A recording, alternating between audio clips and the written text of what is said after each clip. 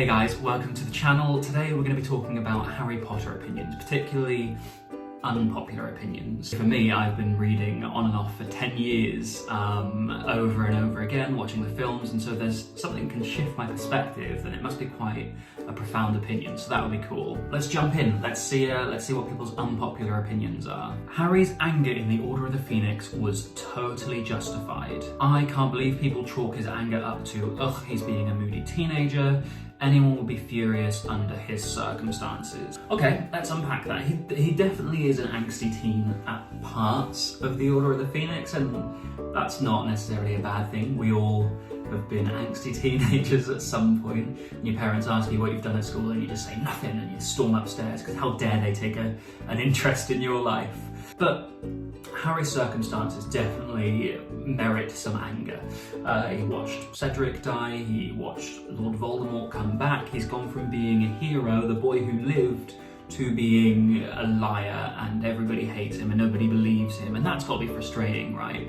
This evil villain who threatens the world, essentially, has returned and nobody will believe you. That's got to make your blood boil, and to top that off, he almost gets expelled, and then Dumbledore spends the year not talking to him. The only person who at first outwardly and publicly said they believed Harry now isn't speaking to him for a year. I mean, I'd be bloody angry if that happened to me. I think this is a fair, I don't know if it's unpopular. I know a lot of people do think he was just being angsty in the Order of the Phoenix, but I think this is a fair opinion, yeah.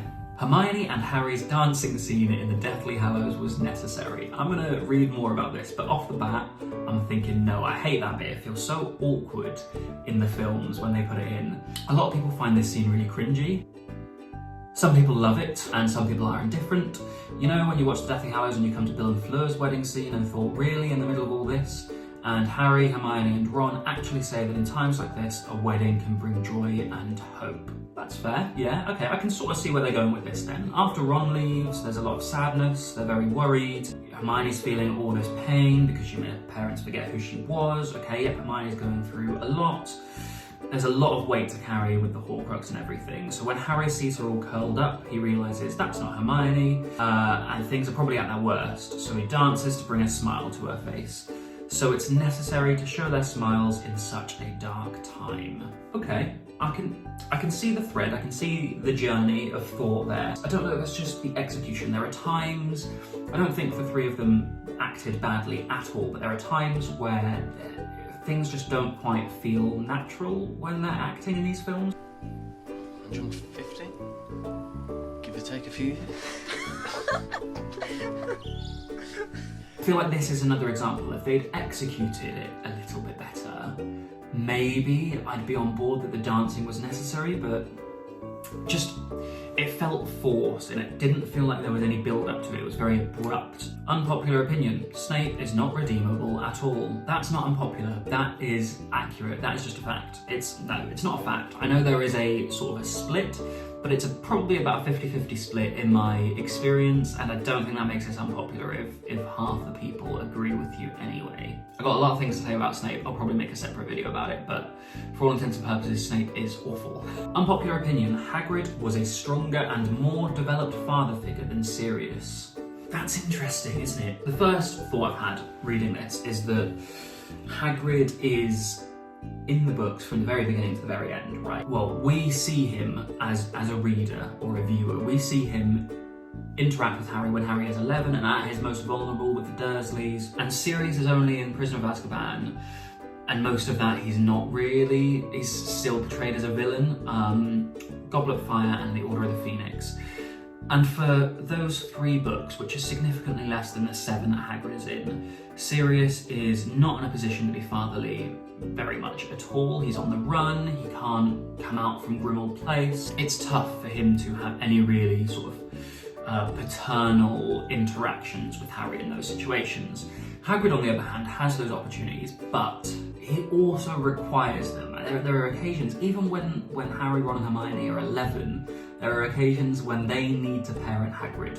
For example, when he gets a dragon, and he shouldn't have one, and Ron needs to contact his brother to come and take the dragon away. So there's not that disparity between Harry and Hagrid to make it father figure, son figure, you know? So I'd say the amount of time Hagrid has to be a father figure makes him sometimes a stronger figure than Sirius, who wasn't given that time, but had Sirius had all 7 books and the interactions since Harry was 11 to bond with him and show that side of him, I think Sirius would have been a stronger and more developed father figure than Hagrid gets in that time. I don't know if I've made that make sense, but it's a good one, actually. I never really thought of Hagrid as that character, but at times he is very paternal, and he definitely looks out for Harry's best interests, so that's quite a good one, that. Unpopular opinion. Raising a giant man-eating spider in a high school is an expellable offence. I mean, seems obvious off the cuff when you say it like that, doesn't it? If I was headmaster, I would expel any student who did this. It puts students in harm's way. Hagrid didn't open the Chamber of Secrets, but he deserved to be expelled. Definitely unpopular, not heard that opinion before. I can't disagree with that. Like if I went to school, right, and there was a gun and someone was going to be expelled for bringing the gun in and everyone thought it was me, right, I'd be expelled if I brought that gun in. Imagine that gun is the Chamber of Secrets. I'd be expelled for bringing a gun to school. Now say I didn't bring the gun in, but I did bring in a knife. I should still be expelled because the knife is still a weapon, it can still be dangerous. I know it's not an exact comparison, but I think this is probably fair. Like, he was wrongly expelled for the reason they expelled him, but if he's raising man-eating spiders in school, I mean, maybe not just expelled. You'd hope there was some sort of disciplinary journey where they could say, Hagrid, you have a man-eating spider, that's not okay. Let's, presumably they had a groundskeeper then, so let's give it to the groundskeeper and you can visit regularly, but maybe don't keep him in a box in the castle in case he eats a student. Yeah, God, I think maybe I agree with this. I don't want to agree with the idea that Hagrid should have been expelled. Unpopular opinion. Cedric Diggory's death is the saddest one in the series. He was literally just a kid about to finish school and with his whole life ahead of him. He didn't die in a big battle or as a noble sacrifice to save a friend. He died because he was in the wrong place at the wrong time. He died for nothing. It's very sad, it is. Whether it's the saddest is difficult because for me, the saddest death in the series is Fred. We know the fallout of that death is going to be, the pain it's going to cause these characters we've got to know in great detail. Like, we know Molly isn't going to stop crying, maybe ever. There are so many Weasleys and we know them so well. It's like George, we know how he's going to respond.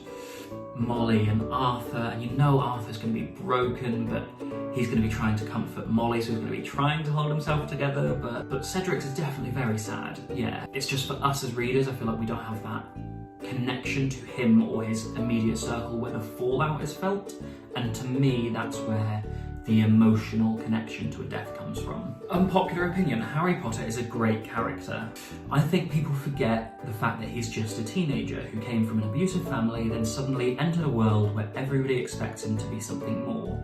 Give Harry Potter more credit, not as the Harry Potter, but just as Harry. The hate his character gets just isn't fair. I don't know that Harry gets that much hate. Maybe he does, I don't know. I've never heard anyone say Harry is their favourite character. It's always like Hermione or Luna or Malfoy or Ron sometimes. I don't think I know anyone whose favourite character is Harry. Maybe he isn't respected as well as he should be. Because to be fair, he's thrusted into this world where he's supposed to be a hero. There's all this responsibility on him and then he has to go through all these awful things. He's put on this pedestal and then almost in one sweeping motion in the Goblet of Fire, he is pulled off the pedestal and like berated, and then he's put back on a pedestal. He goes on a bloody roller coaster, and to give him credit, he is a teenager. That's fair enough. You can't expect him to be like a fully grown, well-rounded adult, and he has flaws, but they just sort of contribute to his journey, I suppose. I think this is a fair, unpopular opinion. I'm not sure that Harry is necessarily hated, but I'm not sure he gets the recognition he deserves either. So those are some unpopular Harry Potter opinions. Do you agree with any of them? Are there any points I raised that you don't agree with? Let me know in the comments. Also, tell me your unpopular Harry Potter opinions, because I'd love to read those. Maybe I'll do a second one of these reacting to your ones. And you know what, I'll pick my favourite unpopular opinion from the comments and I'll send you an Elder Wand. I'll buy one for you and get it posted to you. If you enjoyed this video, please like it and subscribe, and yeah, I'll see you in the next video.